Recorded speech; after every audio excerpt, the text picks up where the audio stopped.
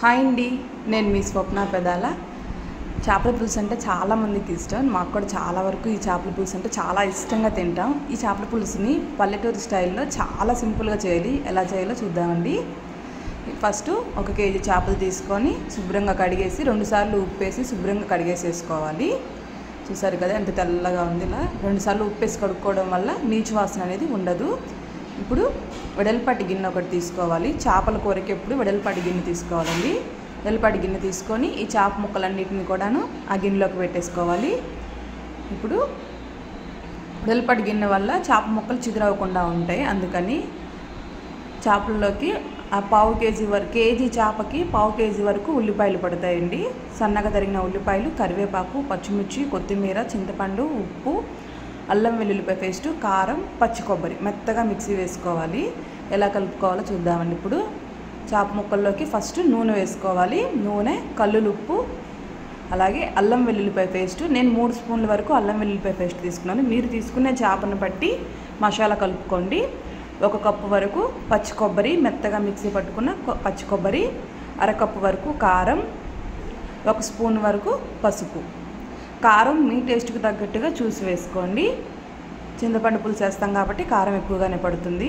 అలాగే మీడియంగా చిన్న చిన్న ముక్కలుగా కట్ చేసుకున్న ఉల్లిపాయ ముక్కలు, కరివేపాకు, పచ్చిమిరపకాయలు, కాస్త కొత్తిమీర ఇవన్నీ వేసి బాగా కలుపుకోవాలి. అయితే మనం ముందే చింతపండు పులుసు తీసి పక్కన పెట్టేసుకున్నాం కదా, ఇది ఇప్పుడు కాదు, మధ్యలో కలపాలి. అది ఎప్పుడు పెట్టాలో చూపిస్తాను. ఇప్పుడు ఈ మసాలా మొత్తాన్ని కూడా చక్కగా ముక్కలకు పట్టేలాగా మంచిగా కలిపేసేసుకోవాలి.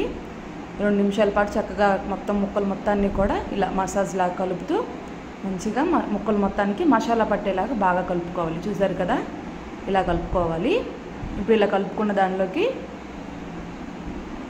చూడండి, ఇలా కలిపేసుకొని ఇప్పుడు ఇలా కలుపుకున్న దానిలోకి మనం నీళ్ళు తీసుకోవాలి. నేను ఈ చెంబుతో 2.5 వరకు నీళ్ళు తీసుకుంటున్నాను. 2.5 చెంబుల వరకు నీళ్ళు పోసుకుంటున్నాను. మీకు పులుసు ఎక్కువగా కావాలి అంటే 3 చెంబుల వరకు కూడా పులుసు పోసుకోవచ్చు. పులుసు ఎక్కువగా కావాలి అనుకున్నప్పుడు మాత్రం కొద్ది చింతపండు పులుసు, కారము కొంచెం ఎక్కువగా పెంచుకోవాలి. ఇలా 2.5 చెంబుల వరకు నీళ్లు పోసుకొని, పచ్చి ముక్కలు కాబట్టి ఇలా గంటితో కలిపానండి నేను. కానీ మా చేపల కూర ఉడికేటప్పుడు 1-2 సార్లు మాత్రమే అక్కడక్కడ గంటి పెట్టి కలుపుకోవాలి. ఇప్పుడు ఈ మసాలా మొత్తం పట్టేలాగా 10 నిమిషాల పాటు మూత పెట్టి పక్కన పెట్టేసేసుకుందాం. చేప ముక్కలకి ఈ మసాలా పట్టే వరకు. ఈలోగా స్టవ్లోకి మనం బాండీలోకి కూరలోకి ఒక మసాలా రెడీ చేసుకుందాం. బాండీ పెట్టేసేసుకుని స్టవ్ మీద దాల్చిన చెక్క, లవంగాయలు, 1 గుప్పెడు ధనియాలు, 10 నుంచి 15 వరకు మెంతులు వేసి మంచిగా ఎర్రగా వేయించుకోవాలి. ధనియాలు మాడిపోకుండా వేయించేసుకోవాలి. ఇప్పుడు ఇందులోకి వేయించుకున్న తర్వాత 5 నుండి 6 వెల్లుల్లిపాయ రెమ్మలు, 1 ఇంచు అల్లం ముక్క వేసి మెత్తగా రోట్లో వేసి రుబ్బుకోవాలి.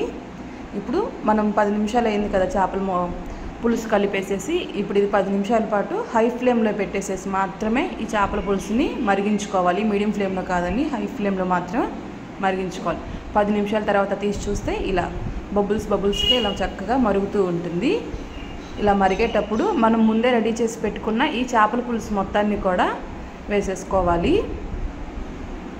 చేపల పులుసు మొత్తం ముక్కలకు మొత్తానికి స్ప్రెడ్ అవ్వాలి కాబట్టి ఇలా అక్కడక్కడ గరిటె పెట్టి కొంచెంగా ఇలా కలుపుకోవాలి. అదే పనిగా కలిపితే చేప ముక్కలు చిదురైపోయే అవకాశం ఉంది. ఇప్పుడు మూత పెట్టేసేసుకొని ఇంకొక 10 నిమిషాల పాటు మీడియం ఫ్లేమ్లో పెట్టేసేసి మరిగించుకుంటే చూసారు కదా ఇలా వస్తుంది. ఇప్పుడు ఫైనల్గా కొత్తిమీర, మనం ముందే దంచి పెట్టుకున్న ధనియాలు, చెక్క, లవంగాయ, మెంతులు, అల్లం వెల్లుల్లిపాయ వేసి దంచుకున్నాం కదా, ఈ మసాలా మొత్తాన్ని కూడా వేసేసి మీడియం ఫ్లేమ్లో 1 నిమిషం పాటు ఉంచేసేసుకొని స్టవ్ ఆఫ్ చేసుకోవడమేనండి. చాలా టేస్టీగా సింపుల్గా అయిపోతుంది ఈ చేపల పులుసు. అలాగే నా వీడియోస్ మీకు నచ్చితే లైక్ చేసి సబ్స్క్రైబ్ చేసుకోండి. ఇంకోటి వచ్చేసి మీరు కూడా ట్రై చేసి ఈ చేపల పులుసు మీకు ఎలా వచ్చిందో కామెంట్ చేసి చెప్పడం మాత్రం మర్చిపోకండి. Thank you.